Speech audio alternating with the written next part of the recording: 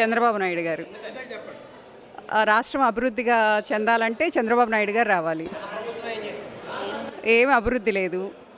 ప- ఆ పథకాల వల్ల నష్టమే కానీ అభివృద్ధి లేదు కదా.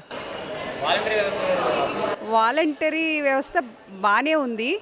దాన్ని కంటిన్యూ చేస్తే బాగుంటుంది. కంటిన్యూ చేస్తా అన్నాడు చంద్రబాబు నాయుడు గారు. ఆ, దాని మీద మీ అభిప్రాయం? కంటిన్యూ చేస్తే బాగుంటుంది. అంటే స్కిల్డ్ వాళ్ళని తీసుకొని దాన్ని కంటిన్యూ చేస్తే బాగుంటుంది.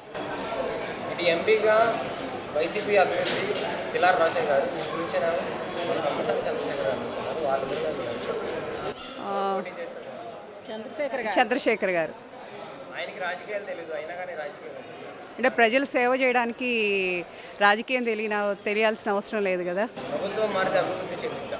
అవును, చెందుతుంది.